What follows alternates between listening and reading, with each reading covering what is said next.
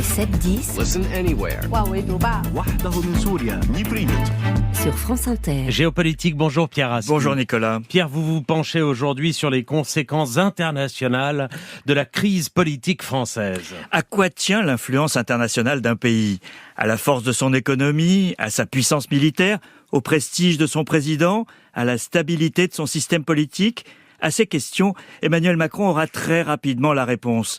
À peine la dissolution prononcée, le président a d'importantes échéances internationales qui l'attendent. Dès demain, le G7, qui regroupe les principales économies occidentales, se réunit en Italie, sous la présidence de Giorgia Meloni, qui, elle, a remporté un succès électoral dimanche. Ce week-end, une conférence internationale sur l'Ukraine se réunit en Suisse. Puis il y aura les échéances européennes, le choix des top jobs, les postes clés de l'UE, un véritable test d'influence. Et enfin, le sommet de l'OTAN le 9 juillet à Washington. Emmanuel Macron saura alors s'il a gagné son pari électoral ou s'il est contraint à une délicate cohabitation. C'est peu dire que les partenaires de la France ont été aussi surpris que les Français par l'annonce de la dissolution. La surprise a laissé la place à l'incompréhension, puis à l'inquiétude. Dans un contexte international tendu, c'est la crise qu'ils n'attendaient pas. Et que redoutent ces pays ? Soyons clairs, la majorité des partenaires européens de la France considèrent le Rassemblement national comme un parti pro-russe. Son arrivée au pouvoir en France ferait dangereusement pencher les équilibres européens, pour le plus grand plaisir, n'en doutons pas, de Vladimir Poutine.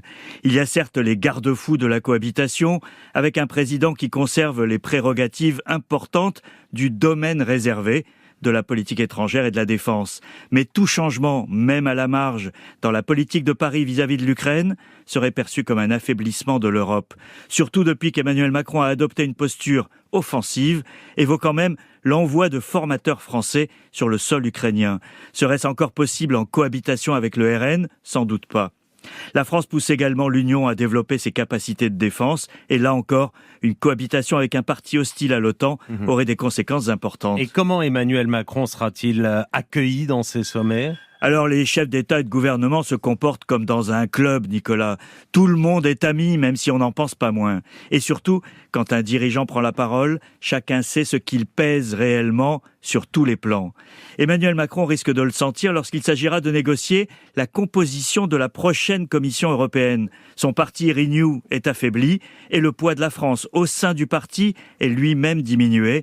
Ça risque de se traduire dans la répartition des postes clés. Au G7 toutefois, Emmanuel Macron sera en bonne compagnie. Le Premier ministre britannique Rishi Sunak a lui aussi convoqué des élections anticipées le 4 juillet et vit sans doute son dernier sommet.